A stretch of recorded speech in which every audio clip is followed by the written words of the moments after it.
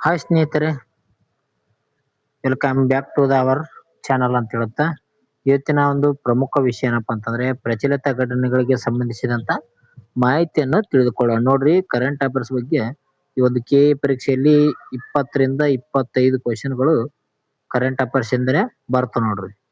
ಅದಕ್ಕಾಗಿ ನೀವು ಹೆಚ್ಚಾಗಿ ಕರೆಂಟ್ ಅಫೇರ್ಸ್ ಮೇಲೆ ಕೂಡ ಫೋಕಸ್ ಮಾಡ್ಬೇಕಾದ. ಅದಕ್ಕಾಗಿ ನಾವು ಕರೆಂಟ್ ಅಫೇರ್ಸ್ ಮೇಲೆ ಏನ್ ಮಾಡಿದೀನಿ ಅಂದ್ರೆ ಕ್ವಶನ್ ತಂದಿದ್ದೀನಿ, ನಂತರ ಉತ್ತರ ಮತ್ತು ವಿವರಣೆ ತಂದಿದ್ದೀನಿ, ನಂತರ ಸ್ಟ್ರಾಟಜಿಗೆ ಲಿಂಕ್ ಮಾಡಿ ಕೇಳಲಾಗಿದೆ ನೋಡಿ. ಈ ರೀತಿಯಾದಂತ ಪ್ಯಾಟರ್ನ್ ನಮ್ಮ ಒಂದು ಇವತ್ತಿನ ಒಂದು ವಿಡಿಯೋದಲ್ಲಿ ಇರ್ತದೆ. ಅದಕ್ಕೆ ತಪ್ಪದೆ ಕೊನೆವರೆಗೂ ಈ ಒಂದು ವಿಡಿಯೋನ ನೋಡ್ರಿ. ಓಕೆ, ಶುರು ಮಾಡೋಣ. ಪ್ರಚಲಿತ ವಿದ್ಯಮಾನಗಳು ನೋಡೋಣ ಬನ್ನಿ. ಮೊದಲನೇ ಒಂದು ಪ್ರಶ್ನೆ ಬರುತ್ತೆ ನೋಡಿ. ಮೊದಲನೇ ಒಂದು ಪ್ರಶ್ನೆ ಬಂದಿದೆ ನೋಡಿ. ಇತ್ತೀಚೆಗೆ ಭಾರತ ಸರ್ಕಾರವು ಭೂಕಂಪ ಪೀಡಿತ ಯಾವ ದೇಶಕ್ಕೆ ನೆರವು ನೀಡಲು ಆಪರೇಷನ್ ಅಮಿಸ್ತಾದ್ ಪ್ರಾರಂಭಿಸಿದೆ ಅಂತ ಕೊಟ್ಟಿದ್ದಾರೆ ನೋಡ್ರಿ.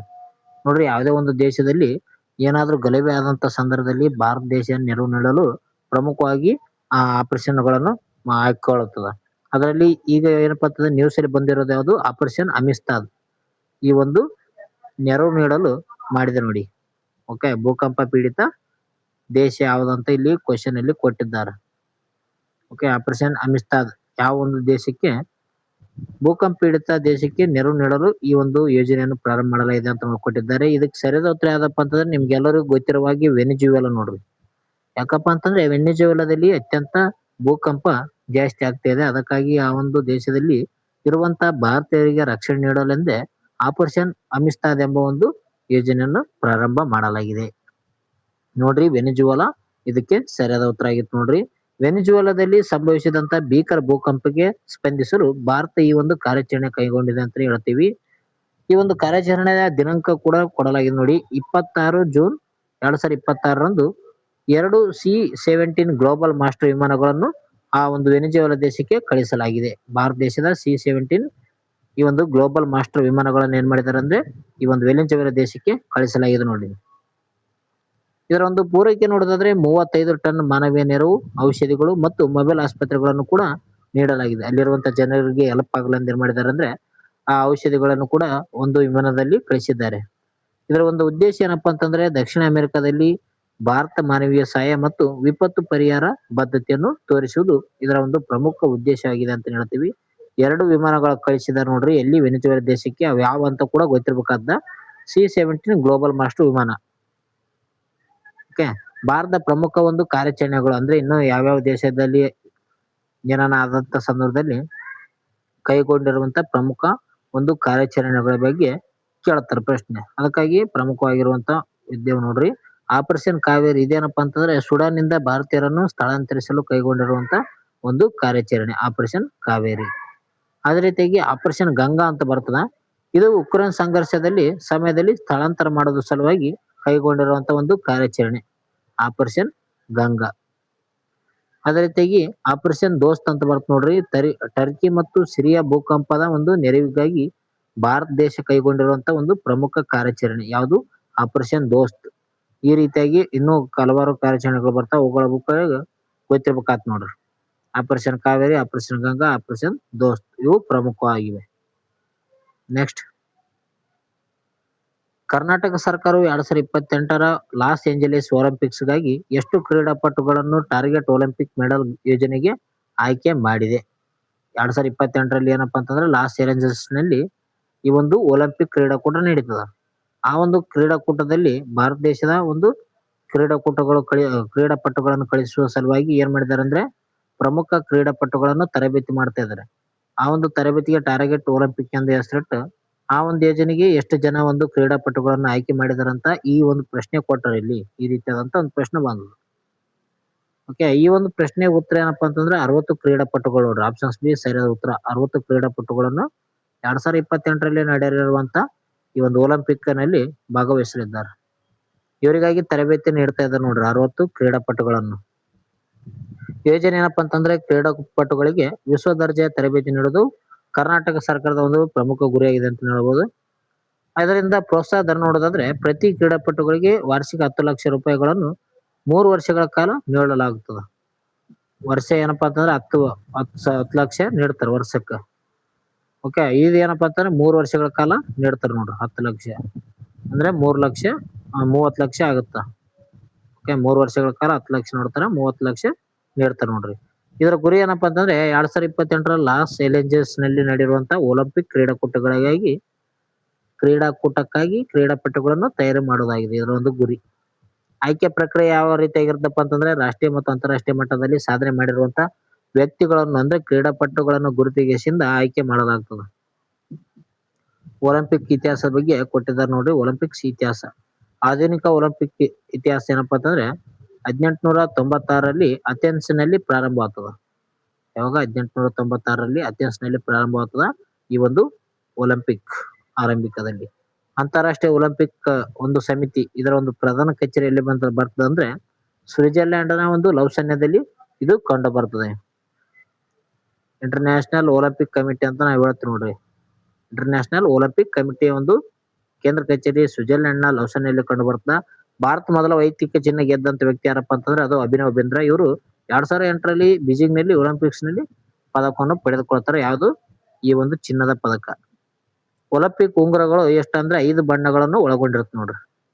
ಅಂದ್ರೆ 5 ಬಣ್ಣಗಳು ಏನ್ ಹೇಳದಪ್ಪ ಅಂತಂದ್ರೆ 5 ಖಂಡಗಳ ಬಗ್ಗೆ ಒಂದು ಪ್ರತಿನಿಧಿಸ್ತದ ಅಂತ ಹೇಳ್ಬೋದು. 5 ಬಣ್ಣಗಳ ಬಗ್ಗೆ ನೀಡ್ತದ. ನೆಕ್ಸ್ಟ್ ಪ್ರಶ್ನೆ, ಇತ್ತೀಚೆಗೆ ಸುದ್ದಿಯಲ್ಲಿದ್ದ ಮಹಾದೇವ್ ಕೋಳಿ ಬುಡಕಟ್ಟು ಜನಾಂಗವು ಪ್ರಾಥಮಿಕವಾಗಿ ಯಾವ ರಾಜ್ಯದಲ್ಲಿ ಕಂಡು ಬರ್ತದೆ ಅಂತ ಕೊಟ್ಟಿದ್ದಾರೆ. ಈ ಒಂದು ಪ್ರಶ್ನೆಗೆ ಸರಿಯಾದ ಉತ್ತರ ನೋಡೋದಾದ್ರೆ ಮಹಾರಾಷ್ಟ್ರ ನೋಡ್ರಿ. ಆಪ್ಷನ್ ಸಿ ಸರಿಯಾದ ಉತ್ತರ, ಮಹಾದೇವ್ ಕೋಳಿ ಬುಡಕಟ್ಟು ಜನಾಂಗ. ಇವ್ರ ನೆಲೆ ಎಲ್ಲಪ್ಪ ಅಂತಂದ್ರೆ ಮಹಾರಾಷ್ಟ್ರದ ಪಶ್ಚಿಮ ಘಟ್ಟಗಳಲ್ಲಿ ಅಹಮದ್ನಗರ ಮತ್ತು ನಾಸಿಕ್ ಜಿಲ್ಲೆಗಳಲ್ಲಿ ಇವರು ಹೆಚ್ಚಾಗಿ ಕಂಡು ಬರ್ತಾರೆ. ಈ ಒಂದು ಮಹಾರಾಷ್ಟ್ರದ ಅಹಮದ್ನಗರ ಮತ್ತು ನಾಸಿಕ್ ಜಿಲ್ಲೆಗಳಲ್ಲಿ ಹೆಚ್ಚಾಗಿ ಕಂಡು ಬರ್ತಾರ. ಇದು ಮಹಾರಾಷ್ಟ್ರದ ದೊಡ್ಡ ಬುಡಕಟ್ಟುಗಳಲ್ಲಿ ಒಂದಾಗಿದೆ ಅಂತ ಹೇಳ್ತೀವಿ ಈ ಒಂದು ಬುಡಕಟ್ಟು ಜನಾಂಗ. ಇವರ ಒಂದು ಪ್ರಮುಖ ಕಸಬು ಏನಾಗಿದೆಪ್ಪ ಅಂತಂದ್ರೆ ಸಾಂಪ್ರದಾಯಿಕವಾಗಿ ಕೃಷಿ ಮತ್ತು ಮೀನುಗಾರಿಕೆಯಲ್ಲಿ ತೊಡಗಿರ್ತಾರೆ ಇವರು ಸುದ್ದಿಯಾಗಿ ಯಾಕೆ ಇದಾರಪ್ಪ ಅಂತಂದ್ರೆ ಇವರು ಮೀಸಲಾತಿ ಮತ್ತು ಪ್ರಮಾಣ ಪತ್ರಗಳ ವಿತರಣೆ ಸಮಸ್ಯೆಗಳಿಂದಾಗಿ ಇತ್ತೀಚೆಗೆ ಇವರು ಪೇಪರ್ ನಲ್ಲಿ ಕಾಣಿಸಿಕೊಂಡಿದ್ದಾರೆ, ಸುದ್ದಿಯಲ್ಲಿದ್ದಾರೆ ಇವರು. ಓಕೆ, ಬುಡಕಟ್ಟು ಜನಾಂಗ ಮಹಾರಾಷ್ಟ್ರದಲ್ಲಿ ಕಂಡು ಬರುತ್ತೆ. ಯಾವ್ದಪ್ಪ ಅಂತಂದ್ರೆ ಅದು ಮಹಾದೇವ್ ಕೋಳಿ ಬುಡಕಟ್ಟು ಜನಾಂಗ ಮಹಾರಾಷ್ಟ್ರದಲ್ಲಿ ಕಂಡು ಬರುತ್ತೆ ನೋಡ್ರಿ. ಭಾರತದ ಪ್ರಮುಖ ಬುಡಕಟ್ಟುಗಳ ಮೇಲೆ ಈ ರೀತಿಯಾಗಿ ಕೇಳ್ತಾರೆ. ಈಗ ಏನ್ ಮಾಡ್ಬೇಕಂದ್ರೆ ನಾವು ಭಾರತ ಬುಡಕಟ್ಟುಗಳ ಬಗ್ಗೆ ತಿಳ್ಕೊಳ್ಬೇಕಾಗ್ತದ. ಯಾವ ಒಂದು ರಾಜ್ಯದಲ್ಲಿ ಯಾವ್ದ ಒಂದು ಬುಡಕಟ್ಟು ಕಂಡು ಬರ್ತದ ಅಂತ ಗೊತ್ತಿರ್ಬೇಕಾಗ್ತದೆ. ಮೊದಲಿಗೆ ಜಂತಿಯ ಮತ್ತು ಅಥವಾ ಗ್ಯಾರೋ ಬುಡಕಟ್ಟು ಜನಾಂಗ ಎಲ್ಲಿ ಕಂಡು ಬರ್ತದೆ ಅಂದ್ರೆ ಮೇಘಾಲಯದಲ್ಲಿ ಕಂಡು ಬರ್ತದ.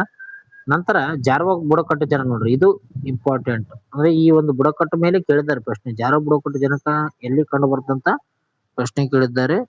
ಇದಕ್ಕೆ ಸರಿಯಾದ ಉತ್ತರ ಏನಪ್ಪಾ ಅಂತಂದ್ರೆ ಅಂಡಮಾನ್ ಮತ್ತು ನಿಕೋಬಾರ್ ನಲ್ಲಿ ಕಂಡು ಬರ್ತದೆ. ಸೊ ಈಗ ಎಲ್ಲಿ ಕಂಡು ಬರ್ತಂದ್ರೆ ಇದು ಕರ್ನಾಟಕದಲ್ಲಿ ಕಂಡು ಬರ್ತದೆ, BRT ನಲ್ಲಿ. ನೆಕ್ಸ್ಟ್, ಕ್ಲಿನಿಕಲ್ ಎಸ್ಟಾಬ್ಲಿಷ್ಮೆಂಟ್ ಆಕ್ಟ್ 2010ಕ್ಕೆ ಇತ್ತೀಚೆಗೆ ಯಾವ ಕಾಯ್ದೆಯಡಿ ತಿದ್ದುಪಡಿ ತರಲಾಗಿದೆ ಅಂತ ಕೊಟ್ಟಿದ್ದಾರೆ. Clinical establishment act 2010. ಈ ಒಂದು ಪ್ರಶ್ನೆಗೆ ಸರಿಯಾದ ಉತ್ತರ ಆಪ್ಷನ್ಸ್ ಬಿ ನೋಡಿ, ಜನ ವಿಶ್ವಾಸ ತಿದ್ದುಪಡಿ ಕಾಯ್ದೆ 2026.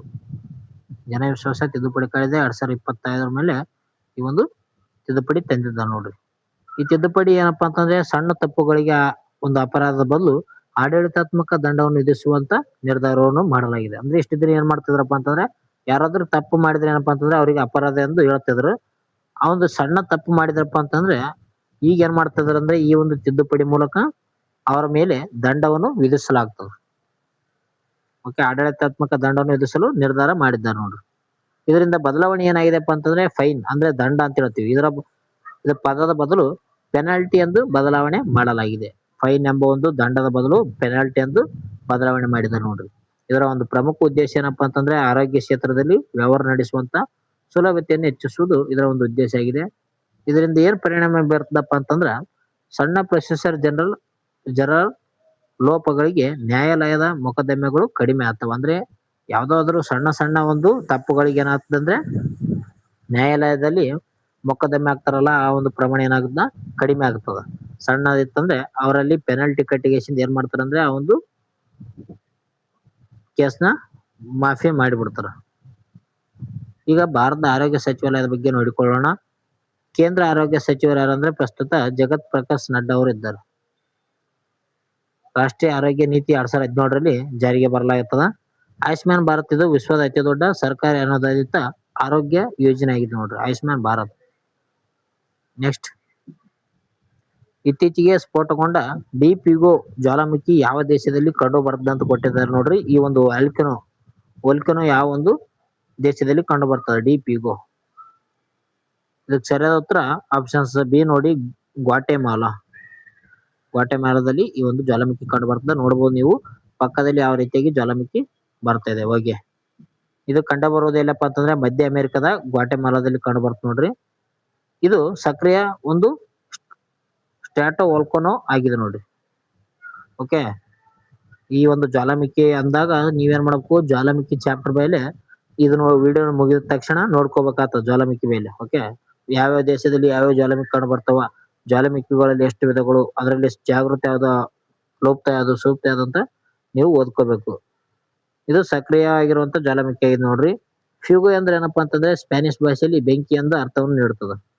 ಇದರಿಂದ ಪರಿಣಾಮ ಏನಾಗಿದೆ ಅಂದ್ರೆ ಜೂನ್ 2026ರಲ್ಲಿ ತೀವ್ರ ಬೂದಿ ಮತ್ತು ಲಾವಾ ಹೊರಸೂಸುವಿಕೆಯಿಂದಾಗಿ ಸುತ್ತಮುತ್ತಲಿನ ಹಳ್ಳಿಗಳು ಏನಾಗಿವೆ ಅಂದ್ರೆ ಸ್ಥಳಾಂತರಗೊಂಡವ. ಜ್ವಾಲಾಮುಖಿ ಅಂದಾಗ ತಕ್ಷಣ ನೀವು ಜ್ವಾಲಾಮುಖಿಯ ಚಾಪ್ಟರ್ ಓದ್ಕೋಬೇಕು. ಇಲ್ಲಾಂದ್ರ ನಾವು ಆ ವಿಡಿಯೋ ಮಾಡಿದ್ರೆ ನೋಡ್ರಿ, ಭೂಗೋಳಶಾಸ್ತ್ರಕ್ಕೆ ಸಂಬಂಧಿಸಿದಂತ ಪ್ಲೇ ಲಿಸ್ಟ್ ಅಲ್ಲಿ ಇದೆ, ತಪ್ಪದೆ ವಿಡಿಯೋ ನೋಡಿ. ಓಕೆ, ವಿಡಿಯೋ ಇದೆ ನೋಡಿ.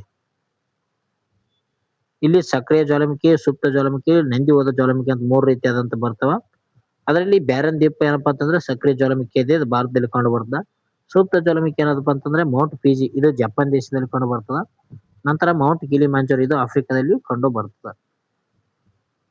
ನೆಕ್ಸ್ಟ್, ಪರಮಾಣು ಚಾಲಿತ ಬ್ಯೂರೋ ವೆನಿಸ್ಟಿಕ್ ಕ್ರೂಸ್ ಕ್ಷಿಪಣಿಯನ್ನು ಅಭಿವೃದ್ಧಿಪಡಿಸಿದಂತ ದೇಶ ಯಾವ್ದಂತ ಕೊಟ್ಟಿದ್ದಾರೆ. ಇದಕ್ಕೆ ಸರಿಯಾದ ಉತ್ತರ ರಷ್ಯಾ ದೇಶ ನೋಡ್ರಿ. ಇದರ ವಿಶೇಷತೆ ಏನಪ್ಪಾ ಅಂತಂದ್ರೆ ವಿಶ್ವದ ಮೊದಲ ಪರಮಾಣು ಚಾಲಿತ ಕ್ಷಿಪಣಿಯನ್ನು ರಷ್ಯಾ ದೇಶ ಅಭಿವೃದ್ಧಿಪಡಿಸಿದೆ. ಇದು ಸಿದ್ಧಾಂತದಲ್ಲಿ ಅನಿಯಮಿತ ವ್ಯಾಪ್ತಿಯನ್ನು ಹೊಂದಿರುವಂತ ಒಂದು ಕ್ಷಿಪಣಿ ಆಗಿದೆ. ಅಲ್ಟಿಮೇಟೆಡ್ ರೇಂಜ್ ಅನ್ನು ಹೊಂದಿದೆ ನೋಡಿ. ಇದಕ್ಕೆ ನ್ಯಾಟೋದ ಹೆಸರು ಇದೆ ನೋಡಿ. ಇದು ನ್ಯಾಟೋದವರು ಸ್ಕೈ ಫಾಲ್ ಎಂದು ಕರಿತಾರೆ ಇದಕ್ಕ, ಈ ಒಂದು ಮಿಸೈಲ್ಗೆ. ಇದು ಮಿನಿ ಪರಮಾಣು ರಿಯಾಕ್ಟರ್ ಸಹಾಯದಿಂದ ಹಾರಾಟವನ್ನು ಮಾಡುವಂತ ಕ್ಷಿಪಣಿ ಆಗಿದೆ. ಕ್ಷಿಪಣಿ ತಂತ್ರಜ್ಞಾನ ಬಗ್ಗೆ ಮಾಹಿತಿ ಕೊಟ್ಟಿದ್ದಾರೆ. ಕ್ಷಿಪಣಿ ಮನುಷ್ಯ ಎಂದು ಡಾಕ್ಟರ್ APJ ಅಬ್ದುಲ್ ಕಲಾಂ ಅವರನ್ನು ಕರೀತಾರೆ. ಅದೇ ರೀತಿಯಾಗಿ ಕ್ಷಿಪಣಿ ಮಹಿಳೆ ಅಂತ ಯಾರು ಕರೀತಾರ, ಟೆಸ್ಸಿ ಥಾಮಸ್ ಅವರಿಗೆ ಕರೀತಾರ. ಅಗ್ನಿಪುತ್ರಿ ಅಂತ ಕೂಡ ಕರೀತಾರ ನೋಡ್ರಿ. ಕ್ರೂಸ್ ಕ್ಷಿಪಣಿ, ಇದು ಉದಾಹರಣೆಗೆ ಏನಪ್ಪಾ ಅಂತಂದ್ರೆ ಬ್ರಹ್ಮೋಸ್ ಅಂತ ನೋಡಬಹುದು. ಕ್ರೂಸ್ ಕ್ಷಿಪಣಿ ಅಂದ್ರೆ ಯಾವ್ದಪ್ಪ ಅಂತಂದ್ರೆ ಬ್ರಹ್ಮೋಸ್ ಆಗಿದೆ ನೋಡಿ. ಭಾರತ ಮತ್ತು ರಷ್ಯಾ ದೇಶ ಆಗಿ ಜಂಟಿಯಾಗಿ ನಿರ್ಮಾಣ ಮಾಡಿದವ ಯಾವುದು ಬ್ರಹ್ಮೋಸ್ ಕ್ಷಿಪಣಿಯನ್ನು. ಬಾಲ್ಟಿಕ್ ಕ್ಷಿಪಣಿ ಅಂದ್ರೆ ಉದಾಹರಣೆಗೆ ಅಗ್ನಿ 5 ಆಗಿದೆ ನೋಡಿ. ಇದನ್ನು ಬ್ಯಾಲಿಸ್ಟಿಕ್ ಕ್ಷಿಪಣಿ ಅಂತಾರ. ಓಕೆ, ಕ್ರೂಸ್ ಕ್ಷಿಪಣಿ ಅಂದ್ರ ಬ್ರಹ್ಮೋಸ್ ಆಗ್ತದ. ಬ್ಯಾಲಿಸ್ಟಿಕ್ ಕ್ಷಿಪಣಿ ಅಂದ್ರ ಅಗ್ನಿ 5, ಅಗ್ನಿ 2, ಅಗ್ನಿ 1 ಈ ರೀತಿಯಾದಂತ ಅಗ್ನಿ ಮೇಲೆ ಬರ್ತ ನೋಡ್ರಿ. ನೆಕ್ಸ್ಟ್, ಅಮರನಾಥ್ ಯಾತ್ರೆಗೆ ಸುರಕ್ಷತೆಗಾಗಿ ಪ್ರಾಜೆಕ್ಟ್ ಆಕಾ ಅನ್ನು ಪ್ರಾರಂಭಿಸಿದಂತ ಪೊಲೀಸ್ ಪಡೆ ಯಾವ್ದು ಅಂತ ಕೊಟ್ಟಿದ್ದಾರೆ. ಪ್ರಾಜೆಕ್ಟ್ ಆಕಾ. ಇದಕ್ಕೆ ಸರಿಯಾದ ಉತ್ತರ ಯಾವ್ದಪ್ಪ ಅಂತಂದ್ರೆ ಸರಿಯಾದ ಉತ್ತರ ನೋಡೋಣ, ಯಾವ್ದಂದ್ರೆ ಜಮ್ಮು ಕಾಶ್ಮೀರ ಪೊಲೀಸ್ ನೋಡ್ರಿ. ಜಮ್ಮು ಕಾಶ್ಮೀರ ಪೊಲೀಸ್. ಓಕೆ, ಈ ಒಂದು ತಂತ್ರಜ್ಞಾನ ಏನಪ್ಪಾ ಅಂತಂದ್ರೆ ಯಾತ್ರಿಗಳಿಗೆ ಸುರಕ್ಷತೆಗಾಗಿ ಹೈಟೆಕ್ ಕಣಗಾವಲು ಬಳಸಲಾಗುತ್ತೆ. ಇದರಲ್ಲಿ ಪ್ರಮುಖವಾಗಿರುವಂತಹ ಡ್ರೋನ್ಗಳಾಗಿರ್ಬೋದು, CCTV ಮತ್ತು ರಿಯಲ್ ಟೈಮ್ ಮಾನಿಟರಿಂಗ್ ಸಿಸ್ಟಮ್ಗಳನ್ನು ಬಳಕೆ ಮಾಡಿದ್ದಾರೆ. ಇದರ ಪ್ರಮುಖ ಉದ್ದೇಶ ಏನಪ್ಪಾ ಅಂತಂದ್ರೆ ಯಾತ್ರಿಗ ಬರುವಂತ ಮಾರ್ಗದಲ್ಲಿ ಯಾವುದೇ ಅಹಿತಕರವಾದಂತ ಘಟನೆ ನಡೆಯುವುದನ್ನು ತಡೆಯುವುದಾಗಿದೆ ನೋಡಿ. ಅಂದ್ರೆ ಯಾತ್ರೆಗೆ ಹೋಗ್ತಾ ಇರ್ತಾರಲ್ಲ ಅಂತ ಒಂದು ಭಕ್ತಾದಿಗಳಿಗೆ ಯಾವುದೇ ರೀತಿಯಾದಂತ ಅಹಿತಕರದ ಘಟನೆ ನಡೀಬಾರ್ದಂತ ಈ ಒಂದು ಯೋಜನೆಯನ್ನು ಪ್ರಾರಂಭ ಮಾಡಿದ್ದಾರೆ ಜಮ್ಮು ಕಾಶ್ಮೀರದಲ್ಲಿ. ಎಲ್ಲಪ್ಪ ಅದಂದ್ರೆ ಅಮರನಾಥ್ ಗುಹೆಯ ಒಂದು ದಕ್ಷಿಣ ಕಾಶಿಯಲ್ಲಿ ಹಿಮಾಲಯದಲ್ಲಿ ಇದು ಕಂಡು ಬರ್ತದೆ. ಈಗ ಪ್ರಮುಖ ಧಾರ್ಮಿಕ ಸ್ಥಳಗಳ ಬಗ್ಗೆ ನೋಡೋಣ. ಚಾರ್ಧಾಮ್ ಎಲ್ಲಿ ಕಂಡು ಬರ್ತದೆ ಅಂದ್ರೆ ಉತ್ತರಾಖಂಡದಲ್ಲಿ ಕಂಡು ಬರ್ತದ. ವೈಷ್ಣವಿ ದೇವಿ ಎಲ್ಲಿ ಕಂಡು ಬರ್ತದೆ ಅಂದ್ರೆ ಜಮ್ಮು ಕಾಶ್ಮೀರದಲ್ಲಿ ಕಂಡು ಬರ್ತದ. ಅದೇ ರೀತಿಯಾಗಿ ಕೋರ್ನಾಕ್ ಸೂರ್ಯ ದೇವಾಲಯ ಎಲ್ಲಿ ಕಂಡು ಬರ್ತದೆ, ಒಡಿಶಾದಲ್ಲಿ ಕಂಡು ಬರ್ತದ. ಈ ರೀತಿಯಾಗಿ ಪ್ರಮುಖವಾಗಿರುವಂತ ಧಾರ್ಮಿಕ ಸ್ಥಳಗಳಾಗಿ ನೋಡ್ರಿ. ಪ್ರಮುಖವಾಗಿ ಒನ್ಲೈನರ್ಸ್ ಇದೆ ನೋಡ್ರಿ. ಓಕೆ, INCOIS ಪ್ರಧಾನ ಕಚೇರಿ ಎಲ್ಲಿ ಕಂಡು ಬರ್ತದೆ ಅಂದ್ರೆ ಹೈದರಾಬಾದ್ ನಲ್ಲಿ ಕಂಡು ಬರ್ತದೆ ನೋಡ್ರಿ. ಭಾರತೀಯ ರಾಷ್ಟ್ರೀಯ ಸಾಗರ ಮಾಹಿತಿ ಸೇವೆಗಳ ಕೇಂದ್ರ ಆಗಿದೆ ಅದು. ಅಂತರ ಇಡುಕಿ ಇದೇನಪ್ಪಾ ಅಂತಂದ್ರೆ ಪಶ್ಚಿಮ ಘಟ್ಟಗಳಲ್ಲಿ ಪತ್ತೆಯಾದಂತ ಹೊಸ ಒಂದು ಪತಂಗದ ತಳಿ ಆಗಿದೆ. ಪತಂಗ ಅಂತ ಹೇಳ್ತೀವಿ ನೋಡ್ರಿ. ಓಕೆ, ಚಿಟ್ಟೆ ಇರ್ಬೋದು, ಚಿಟ್ಟೆಯ ಒಂದು ತಳಿ ಆಗಿದೆ ಅದು. ನೆಕ್ಸ್ಟ್, ಬೇರಿಜಮ್ ಸರೋವರ ಇದೆ ಎಲ್ಲಪ್ಪ ಅಂತಂದ್ರೆ ಇತ್ತೀಚೆಗೆ ಸುದ್ದಿಯಲ್ಲಿರುವಂತ ಈ ಸರೋವರ ತಮಿಳುನಾಡಿನಲ್ಲಿ ಕೊಡೆಕೈನಲ್ನಲ್ಲಿ ಕಂಡು ಬರ್ತದೆ. ಬೇರಿಜಮ್ ಸರೋವರ ಎಲ್ಲಿ ಕಂಡು ಬರ್ತಂದ್ರೆ ತಮಿಳುನಾಡಲ್ಲಿ ಕಂಡು ಬರ್ತದೆ ನೋಡ್ರಿ. ಅದೇ ರೀತಿಯಾಗಿ ಸಹರಿಯ ಬುಡಕಟ್ಟು ಇವರು ಮಧ್ಯಪ್ರದೇಶ ಮತ್ತು ರಾಜಸ್ಥಾನಗಳಲ್ಲಿ ಕಂಡುಬರುವಂತ ಒಂದು ಪ್ರಮುಖವಾದಂತ ಬುಡಕಟ್ಟು ಸಹರಿಯ ಬುಡಕಟ್ಟು. ವೋಲ್ಕಾನ್ ಡಿ ಪ್ಯೂಗೋ ಇದೇನಪ್ಪಾ ಅಂತಂದ್ರೆ ಸ್ಪ್ಯಾನಿಷ್ ಭಾಷೆಯಲ್ಲಿ ಬೆಂಕಿಯ ಜ್ವಾಲಾಮುಖಿ ಎಂದು ಕರೀತಾರೆ. ಅದೇ ರೀತಿಯಾಗಿ ಈಗ ನಿಮಗೊಂದು ಕ್ವಶನ್ ಇದೆ ನೋಡ್ರಿ. 2026ರ ವಿಶ್ವ ಪರಿಸರ ದಿನದ ಒಂದು ಆತಿಥ್ಯ ದೇಶ ಯಾವ್ದಂತ ಈ ಒಂದು ಪ್ರಶ್ನೆಗೆ ಕಮೆಂಟ್ ಮೂಲಕ ನಿಮ್ಮ ಒಂದು ಉತ್ತರವನ್ನು ತಿಳಿಸಿ ನೋಡೋಣ. ಎಷ್ಟು ಜನ ಈ ಒಂದು ಪ್ರಶ್ನೆಗೆ ಉತ್ತರವನ್ನು ತಿಳಿಸ್ತಾರ ನೋಡೋಣ. ಓಕೆ, 2026ರ ಒಂದು ವಿಶ್ವ ಪರಿಸರ ದಿನ. ವಿಶ್ವ ಪರಿಸರ ದಿನ ಯಾವಾಗ ಆಚರಣೆ ಮಾಡ್ತೀವಿ? ಜೂನ್ 5ನೇ ತಾರೀಕು ಆಚರಣೆ ಮಾಡ್ತೀವಿ. ಇದರ ಒಂದು ಧ್ಯೇಯವಾಕ್ಯ ಅಂದ್ರೆ ಆತಿಥ್ಯ ದೇಶ ಯಾವ್ದಂತ ಕಮೆಂಟ್ ಮಾಡ್ರಿ. ಓಕೆ, ನೋಡೋಣ ಎಷ್ಟು ಜನ ಕಮೆಂಟ್ ಮಾಡ್ತೀರಿ ಈ ಒಂದು ಪ್ರಶ್ನೆಗೆ. ಇಲ್ಲಿವರೆಗೂ ನೋಡಿದಕ್ಕಾಗಿ ಎಲ್ಲರಿಗೂ ಥ್ಯಾಂಕ್ಸ್ ಸ್ನೇಹಿತರೆ. ಈ ಒಂದು ವಿಡಿಯೋ ಇಷ್ಟ ಆಯ್ತು ಅಂದ್ರೆ ಸೂಪರ್ ಅಂತ ಕಮೆಂಟ್ ಹಾಕ್ರಿ. ಇನ್ನು ಹೆಚ್ಚಿನ ಒಂದು ತರೋಣ ವಿಡಿಯೋನ. ಓಕೆ, ಮುಂದಿನ ಒಂದು ವಿಡಿಯೋದಲ್ಲಿ ಸಿಗೋಣ. ಎಲ್ಲರೂ ತಪ್ಪದೆ ಇಲ್ಲಿವರೆಗೂ ವಿಡಿಯೋ ನೋಡಿದಕ್ಕಾಗಿ ಎಲ್ಲರಿಗೂ ಧನ್ಯವಾದಗಳು. ನೆಕ್ಸ್ಟ್ ವಿಡಿಯೋದಲ್ಲಿ ಸಿಗೋಣ. Take care, by. ಅದೇ ರೀತಿಯಾಗಿ ಎಲ್ಲ ಒಂದು ಪ್ಲೇ ಲಿಸ್ಟ್ ಅಲ್ಲಿ ಇರುವಂತ ಎಲ್ಲ ಒಂದು ವಿಡಿಯೋಗಳನ್ನು ನೋಡ್ಕೊಳ್ರಿ, ನಿಮಗೆ ಹೆಲ್ಪ್ಫುಲ್ ಆಗ್ತದೆ.